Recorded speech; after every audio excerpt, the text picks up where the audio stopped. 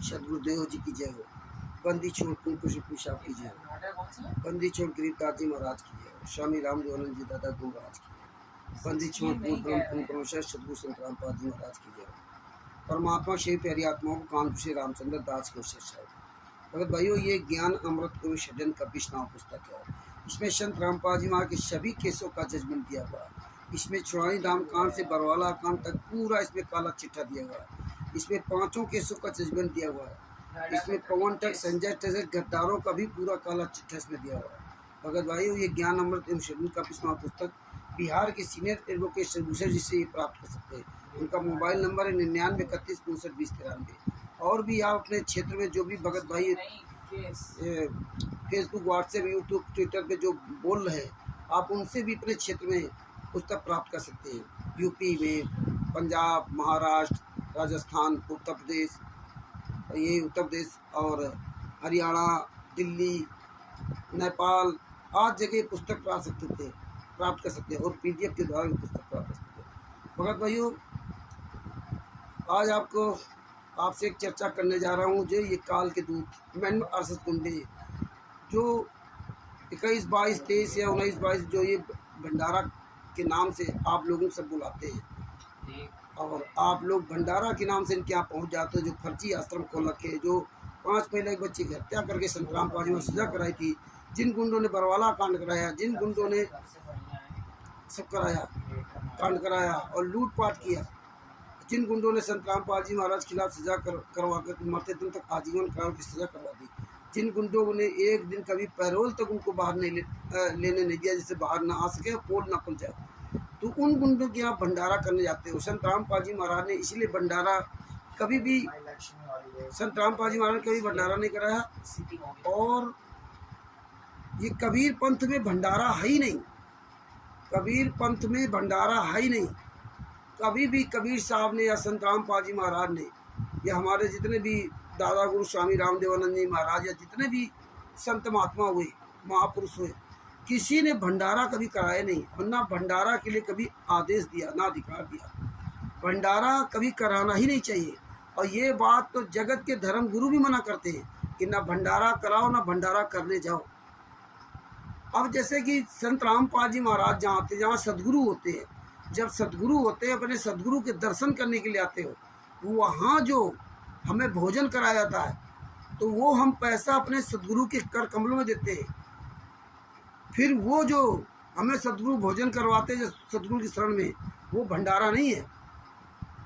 वो तो आप वहाँ पैसा देते हो और दे करके वो अपने आपके गुरु के हाथों पैसा चला गया, वो आपका पैसा नहीं रहा, वो असली प्रसाद आपका हो गया जो गुरु के हाथों में दे करके ना। और जो आप इस तरह से आपस में इकट्ठा करके एक दूसरे से पैसा ले करके आप गेहूँ दे दो, चावल दे दो, जैसे मैंने आज गुंडे आलू, टमाटर, बैंगन, प्याज, लहसुन, गेहूँ, दाल, चावल, आटा, दलहन, तेल, मसाला सब कुछ आपसे मांग लिया, दान पाठ दशमांश का पैसा मांग लिया, खून भी पी गए और शरीर भी दान करा लिया। ये कोई दान नहीं है, ये तो आप खुद पाप के भागी हो। लेकिन आपको अपने गुरु का ज्ञान अगर सीखा होता, समझा होता, तो आपको ये कभी गलत ये लोग नहीं आपको इस तरह को कर फंसा सकते थे। आज आपको बताने जा रहा हूँ, परमात्मा ने कबीर सागर के सल्लाट के पेज नंबर 425 में क्या कहा है, ये देखिए। कबीर सागर का सल्लाट है ये, इसके पेज नंबर 425 पे कबीर साहब ने लिखा है, कबीर अभ्यागत आगम निरख आदर मान समेत भोजन छाजन पित यथा सदा काल जुटे। आपके घर पर कोई अतिथि आ जाए तो आदर के साथ भोजन तथा बिछावना अपनी वित्तीय स्थिति के अनुसार सदा समय पर देना चाहिए। जो सोई मिले समझानिए ग्रही जो दान विहीन, यही कारण निर्दान करे जो नर चतुर विहीन। जो गृहस्थी व्यक्ति दान नहीं करता हुआ तो मिलेच्छ यानी दुष्ट व्यक्ति के समान है, इसलिए बुद्धिमान नित्य सदा दान करे। देखिए, एक तो आपके घर में कोई भूखा आ जाए तो अतिथि आ जाए, उसको भोजन कराना चाहिए। और दान किसको देना चाहिए, और दान जरूर देना चाहिए, लेकिन देना किसको चाहिए, ये देखो परमात्मा ने इसलिए कबीर सागर सालात के पेज नंबर 425 में लिखा, और वो ऐसे भी हमें बताया। और दान किस लिए दिया जाता है? दान इसलिए दिया जाता है सुपात्र को, जिसमें आपकी मुसीबत के समय वो दान आपकी रक्षा कर सके, इसीलिए सुपात्र को दिया जाता है, कुपात्र को नहीं। अगर कुपात्र को दान दोगे, उसके पास क्षमता नहीं है आपकी रक्षा करने, तो कैसे करेगा? जैसे सुपात्र को द्रौपदी जी ने दान किया था, चीर दिया था, और रक्षा किया था कहाँ पे? सुपात्र व्यक्ति का किसे कहते हैं? जिसको वास्तव में बहुत ज़रूरतमंद व्यक्ति हो, वो सुपात्र व्यक्ति होता है। ये जरूरत थी उन संत को, क्योंकि लंगोटी उनकी बह गई थी, इसलिए द्रौपदी जी ने अपना जो साड़ी फाड़ करके दी थी, और वो रियल में दान था, इसलिए वो दान उनका फलीभूत हुआ। धन्ना जी ने क्या किया था? धन्ना जी ने खेत में पाया जो बीज था, जो बोने जा रहे थे, वो साधुओं खिला दिया। साधु खिला दिया तो वो देखो उसका पुण्य वो खेत में कैसे मिला। मतलब ज़रूरतमंद को आप जो दान देंगे वही आपको फलीभूत होगा, उसी का आपको फल मिलेगा। आप गैर लोगों को देंगे उससे कोई लाभ नहीं मिलेगा। इसीलिए आपका मेन जो गुरु होता है, वो गुरु आपका दान लेने का अधिकारी है। कैसे? क्या गुरु क्या लिखा? पात्र कुपात्र विचार के तब दीजिए ताही दान। पात्र और कुपात्र जरूरतमंद को अपनी मेहनत का पैसा दान देना चाहिए, जरूरतमंद को, ऐसे नहीं किसी दे दो। पात्र कुपात्र को जान के तब दीजिए ताही दान, और देता लेता सुख ले अंत होए नहीं। कितनी बड़ी बात कही। अर्थ भी लिखा नीचे, दान कुपात्र को नहीं देना चाहिए। कुपात्र को, जिसके घर में खूब भोजन भरा हो, खाने पीने बढ़िया, उसको भोजन मत कराओ, उसको कपड़े लत्ते मत दो। जो जरूरतमंद है, जो भूखा है, जिसको भोजन नसीब नहीं हो रहा है, उसको अपनी मेहनत कमाई का भोजन दो। जो पाप की कमाई का भोजन मत कराओ उसको, नहीं तो वो आपके पाप का आधा हिस्सेदार हो गया। या जो भी खाएगा, जितना अंश अन्न का खाएगा, उतने अंश का वो भी भागीदार होगा। इसीलिए ऐसा खुद ना पाप की कमाई करो, ना पाप को खिलाओ। दान पाठ दसवां ज्योत का पैसा आप लोग मांग करके ये भंडारा मत कराओ। गेहूँ दाल चावल मांग करके भंडारा मत कराओ। परमात्मा कहते हैं दान कुपात्र को नहीं देना चाहिए, सुपात्र को दान हर्षपूर्वक देना चाहिए। और सुपात्र गुरुदेव बताया, परमात्मा ने बताया कि सबसे बढ़िया सुपात्र गुरुदेव होता है, वो भी सदगुरु, जो इकट्ठा नहीं करता। क्यों? सदगुरु जो सुपात्र सदगुरुदेव होते हैं, उनके पास धन नहीं होता। उनको जो आप दोगे तो वो अपने पास नहीं रखते, वो तो आप आओगे तो आप ही खाने की व्यवस्था करेंगे, आपका रहने के टीन सेट बनवा देंगे, आपके लेटरिन बाथरूम आपके लिए सारी व्यवस्थाएं करेंगे। आपका पैसा वहाँ अच्छी जगह लग रहा है, इसलिए आपको भी उसका लाभ मिलेगा। अगर यही पैसा आपने सतलोक आश्रम धनाना में दे दिया, कुरुक्षेत्र में दे दिया, बैतूल में दे दिया गुंडों को, तो आप उसके पाप के भागी बनोगे। और यही पैसा गुरु के हाथ में देते तो आप पाप के भागी नहीं बनते, क्योंकि गुरु जो ना वो असली सुपात्र व्यक्ति है। तो आप गुरु तो नहीं दे रहे हैं, गुरु किसी दूसरे का अधिकारी नहीं बना सकता।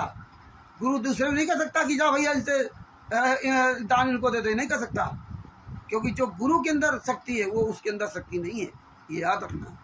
आरटीओ, अगर आरटीओ के यहाँ आप लाइसेंस बनवाने आते हो, तो आरटीओ जो अधिकारी है, अगर उसको वहाँ बाप बैठा है, तो वो अधिकारी ये नहीं कह सकता कि मेरे बाप से साइन करा लो, क्योंकि जो अधिकारी है उसका बाप उससे बड़ी ऊंचे पद पर है, लेकिन वो ऊंचा पद उसका बाप बेटे का है, ना कि वहाँ पे रोड टैक्स अधिकारी का है, अफसर का है। क्योंकि उसने वो पढ़ाई की है, उसके अंदर वो योग्यता है, बाप के अंदर वो योग्यता नहीं है। और फिर उसको, उस आरटीओ को उस गवर्नमेंट ने अप्रूव किया, और गवर्नमेंट ने अप्रूव इसलिए किया क्योंकि जब वो अधिकारी है, जब उसने पढ़ाई की, उसके अंदर योग्यता है, तब उसको अप्रूव किया। ऐसे नहीं अप्रूव कर दिया, योग्यता के आधार पे अप्रूव किया है। और उसमें भी नियम है कि अगर योग्यता है उसके अंदर, और योग्यता के आधार पर लाइसेंस बनाता है, अगर किसी विकलांग का नीचे शरीर पैर नहीं उसके, और उसका अगर लाइसेंस बनाता है, तो फिर वो अधिकार उसका मान्य नहीं होता है कि गवर्नमेंट ने अगर आरटीओ को अप्रूव कर दिया कि जो मर्जी है लाइसेंस बनाए, लाइसेंस जो बनाए उसके रूल्स के अनुसार उसको अप्रूव किया, रूल्स के अनुसार उसको अधिकारी बनाया, अगर रूल्स के विपरीत वो अधिकारी चलता है तो उसके भी कानून लागू होता है।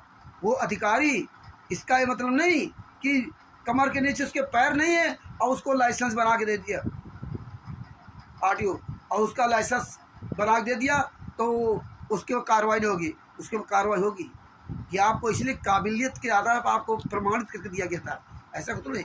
इसी तरह से संत रामपाल जी महाराज, ये तो आध्यात्मिक मार्ग है, ये तो तलवार की धार के समान वाला मार्ग है। इसमें तो संत रामपाल जी महाराज क्या कोई भी गलती करेगा ही नहीं। इन गुंडों के साथ, गुंडों ने जो यह काम कर रहे हैं, तो जो यहाँ श्लोक आश्रम में जा करके भंडारा करते हैं उनको सोचना चाहिए, विचार करना चाहिए। नहीं विचार करके मत करो, अब कर्मों को भोगोगे। ये पाप का नखारे जो यहाँ जाते हो, आपसे ज़्यादा जगत के लोगों को नॉलेज है, जगत के साथ संतों का नॉलेज है। वो वीडियो डालूंगा, सुनना देखना, भंडारा काम नहीं करना चाहिए, कहाँ करना चाहिए। आगे क्या परमात्मा ने कहा है कि दान कुपात को नहीं देना चाहिए, सुपात्र को दान हर्षपूर्वक देना चाहिए, खुशीपूर्वक। सुपात्र गुरुदेव को बताया है, गुरुदेव के अलावा किसी को दान नहीं देना चाहिए। इसके बाद फिर क्या बताया, अब ये तो दान तो आप गुरुदेव को देंगे, अब गुरुदेव के अलावा किसी को देना नहीं है। अब मान लो गुरुदेव नहीं है मौके पर है, तो उसके लिए परमात्मा ने क्या कहा है, फिर कोई भूखा है, जो भूखा है, जिसको भोजन नहीं मिल रहा है, जिसके पास कोई व्यवस्था ही कहीं नहीं है, उसको भोजन कराना चाहिए। नहीं कि आओ हरियाणा में सतलोक आश्रम धराना में देसी की हलवा खाम खाओ, शामली में आओ, पंजाब में आओ, खुमानो और धुरी में, बैतूल मध्य प्रदेश में आ जाओ, शामली उत्तर प्रदेश, सोजत आश्रम राजस्थान पाली जिला में, हरियाणा के धनाना और कुरुक्षेत्र आदि आदि में, ये नहीं, नेपाल में धनसा में, ये नहीं बताया। क्या कहा, जो भूखा व्यक्ति है उसको भोजन कराओ। तुम तो जा रहे हो वहाँ ठूसने के लिए, देसी की हलवा राम, उसको भोजन देना चाहिए। रोगी का उपचार अपने वित्त सामने धन देकर करना चाहिए। अगर कोई बीमार व्यक्ति तो सामने उसको पैसा देकर इलाज करा दो। बाढ़ पीड़ित, भूकंप पीड़ितों को समूह बनाकर भोजन कपड़े अपने हाथों देना सुपात्र को दिया वरदान का, इससे कोई हानि नहीं। परमात्मा ने सारे रास्ते खोल दिए। आप दसवांश का पैसा, जब आपके गुरु जेल से बाहर नहीं है, जेल में है, तो आप इनको क्यों दे रहे हो? सुपात्र तो आपके गुरु हैं। अगर आपको खर्च करना है तो कोई बीमार व्यक्ति आ जाए, उसको भोजन करा दो, इलाज करा दो। कहीं बाढ़ पीड़ित, भूकंप पीड़ित आते हो, वहाँ जाओ, वहाँ सामान बांट दो खरीद कर, ये काम करना है। लेकिन गुंडों को पैसा नहीं देना है। इतने लोगों को दान पुण्य धर्म करने के लिए कहा परमात्मा ने। एक सदगुरु, एक भूखा व्यक्ति, एक बीमारी में जो बीमार है व्यक्ति, उसके लिए, और बाढ़ या भूकंप पीड़ित लोगों को सहायता करने के लिए। फिर आप ये कुकर्म क्यों कर रहे हो?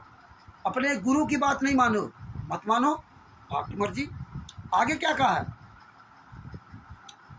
सुपात को दिया दान का, इससे कोई हानि नहीं होती। आगे का क्या लिखा है, कबीर धर्म बोध पृष्ठ 179 का सारांश। कबीर फल कारण सेवा करे निस्दिन याचे राम, कहे कबीर सेवा नहीं जो चाहे चौगुने दाम। जो किसी कार्य की सिद्धि के लिए सेवा करता है, दिन रात परमात्मा से मांगता रहता है, कबीर परमेश्वर जी ने कहा कि वह सेवा नहीं जो 4 गुना बदले में धन मांगता है। इस तरह परमात्मा ने ये सब बहुत कुछ इसमें सब कुछ दिया है। परमात्मा ने कहा है कि